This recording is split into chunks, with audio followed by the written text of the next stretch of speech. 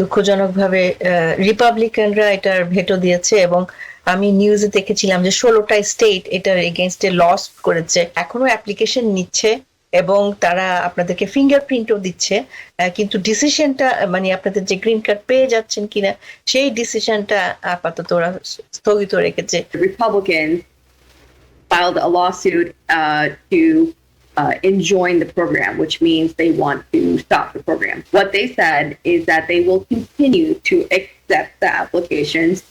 They will continue to do biometrics, but they won't be able to make any decisions.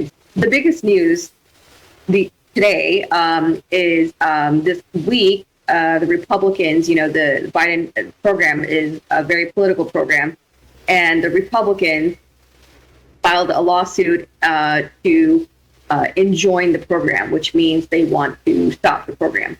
So today, a judge ruled that it's going to be temporarily discontinued. So at this time, there are some changes to the rule, which USCIS has issued a memorandum specifying what exactly how they're going to handle the injunction. So what they said is that they will continue to accept the applications. They will continue to do biometrics, but they won't be able to make any decisions on these types of the spousal PIP applications. So that is some unfortunate news. But, we still have the programs that we had in place before. Those are still in place. So this is the breaking news for today. Okay. So the Republicans, they are trying to stop it. I understand. So, but still the application they are accepting and they are processing everything, but they cannot give any decision-making process right now. That's what you're telling? হ্যাঁ, সেটাই বল। ওকে নিকি, আপনি এটা খুবই গুরুত্বপূর্ণ, যেহেতু এটা একটা important যেটা আসছে, যেটা অ্যাটর্নি সুরাইয়া শেয়ার করলেন, এটা সবারই জানা দরকার এবং দর্শক আপনারাও খুব গুরুত্ব সহকারে শুনুন উনি কি বলতে চাচ্ছেন। জি, অ্যাটর্নি সুরাইয়া যে ব্রেকিং নিউজটা দিলেন, আসলে আমরাও কিন্তু গত কয়েক সপ্তাহ ধরে বলছিলাম যে তাড়াতাড়ি করুন, কারণ এই ইলেকশনের বছর কখন কি হয়, কখন স্টপ হয়। উনি আজকে একটা নিউজ দিলেন যে আসলে দুঃখজনকভাবে রিপাবলিকানরা এটার ভেটো দিয়েছে এবং আমি নিউজে দেখেছিলাম যে 16টা স্টেট এটার এগেইনস্টে লস করেছে। এখন সেটার ভিত্তিতে যে টেম্পোরারিলি ওরা কন্টিনিউ করেছে, বলছে যে আপাতত ওরা ডিসকন্টিনিউ করছে এই প্রোগ্রামটা, কিন্তু তারা এখনো অ্যাপ্লিকেশন নিচ্ছে এবং তারা আপনাদেরকে ফিঙ্গারপ্রিন্টও দিচ্ছে, কিন্তু ডিসিশনটা মানে আপনাদের যে গ্রিন কার্ড পেয়ে যাচ্ছেন কিনা সেই ডিসিশনটা আপাতত ওরা স্থগিত রেখেছে, কিন্তু অ্যাপ্লিকেশন নেওয়া কিন্তু ওরা বন্ধ করেনি। যেহেতু রিপাবলিকানরা লসুট করে ফেলেছে, সেই জন্য হয়তো ওইটার ডিসিশন গুলো আসতে দেরি হবে। বাট এখনো যারা যারা অ্যাপ্লিকেশন করে ফেলেন, কারণ সম্ভবত যারা অ্যাপ্লিকেশন করে ফেলবেন তাদেরটা হয়তো হয়ে যাবে, এটাই হয়তো হতে পারে সব ভবিষ্যতে। জি দর্শক আপনারা শুনলেন, আপনাদের নিরাশ হওয়ার কিছু নাই, এটা আপাতত স্থগিত আছে, যেহেতু তারা এটাকে রিপাবলিকানরা বিভিন্ন, যেটা নিকি শেয়ার করলেন যে 16টা স্টেট থেকে তারা এটার এগেনস্টে তারা করেছে, সুতরাং এটা ডিসিশন মেকিং প্রসেসের ব্যাপার আপনারা জানেন। বাট তারা তাদের যে প্রণালী, তাদের যে অ্যাপ্লিকেশন রিসিভ করা, এটাকে প্রসেস করা, সেটা অবশ্যই করছেন নাকি অ্যাটর্নি সুরাইয়া, কি বলছেন?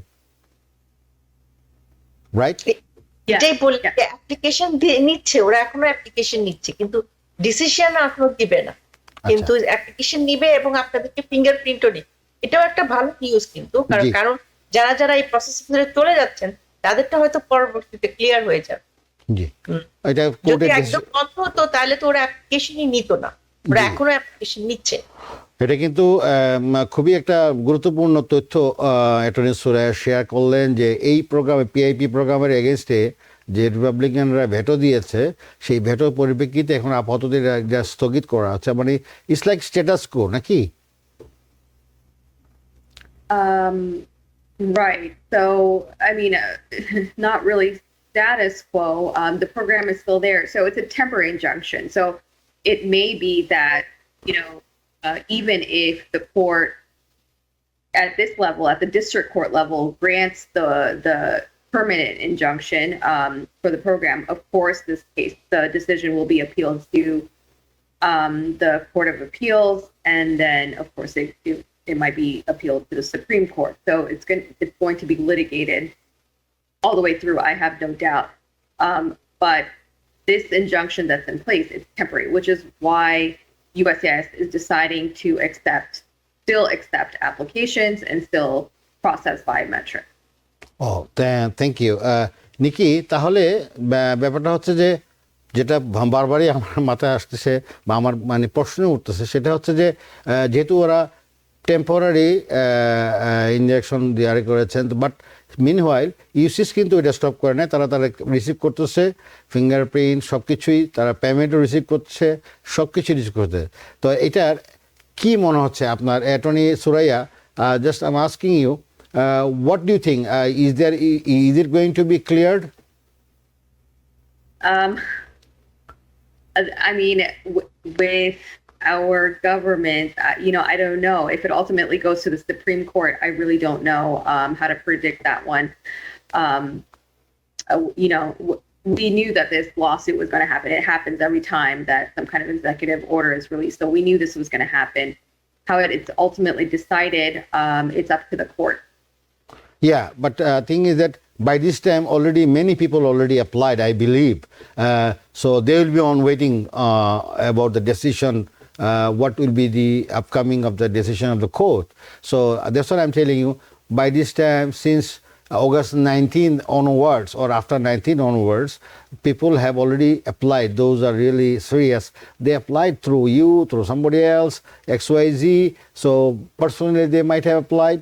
So I'm telling you, lots of people, they will be stuck at the moment, right?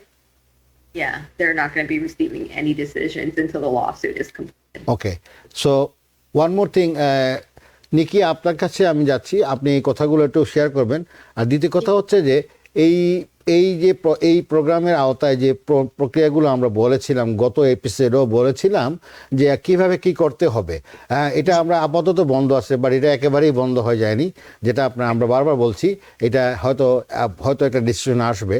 তো প্রক্রিয়াগুলো যে আমরা আলাপ করেছিলাম, একটা ফর্ম আছে, ফর্মের নামটা আমি নামটা ভুলে I-131F, right? And then the fees are there 500 plus or something like that. And then কিভাবে তারা স্টেপ বাই স্টেপ করতে পারে, যারা ওইটাও যদি আপনারা যদি উল্লেখ করেন attorney Suraiya and you, that will help আমাদের দর্শকদের খুবই কাজে লাগবে, প্লিজ।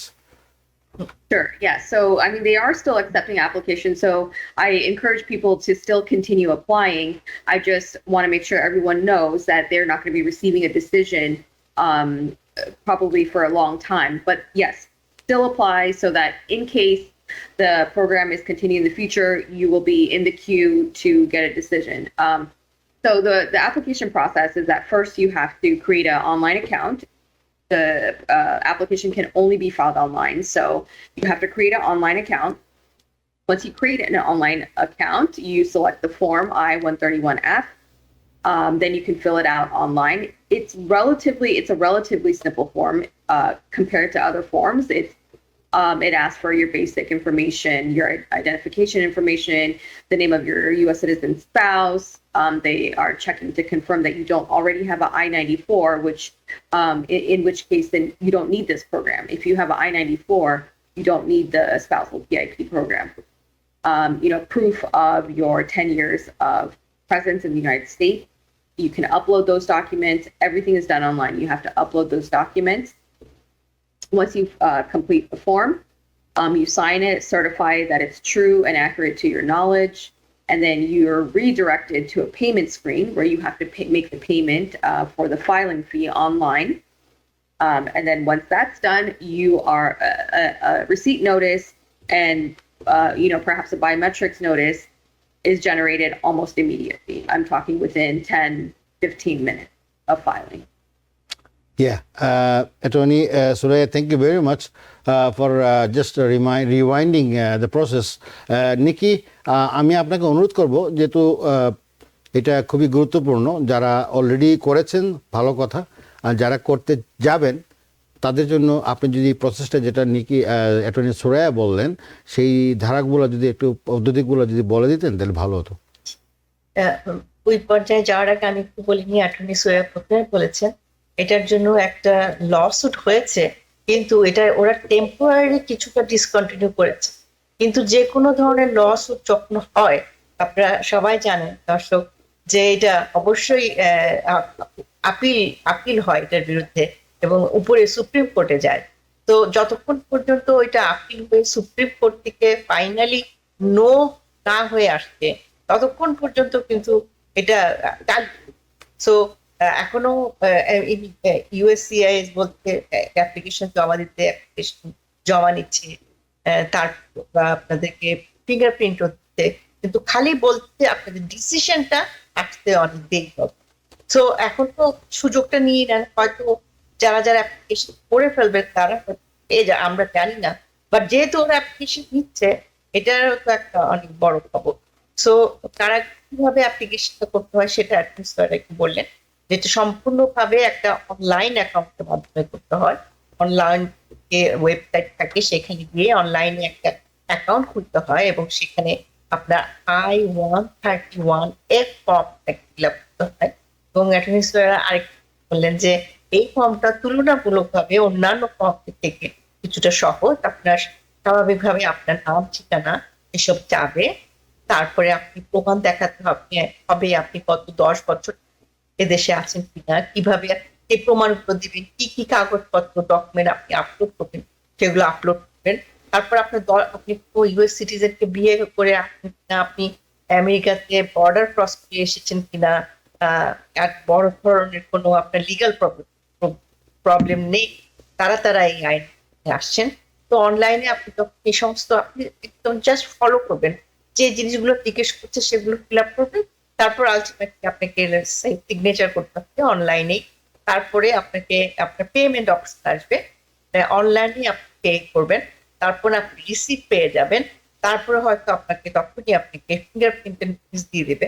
আচ্ছা, সুরাইয়া বললেন যে 10-15 মিনিটের মধ্যেই আপনি এই ফিঙ্গারপ্রিন্ট পেয়ে যাবেন। Thank you.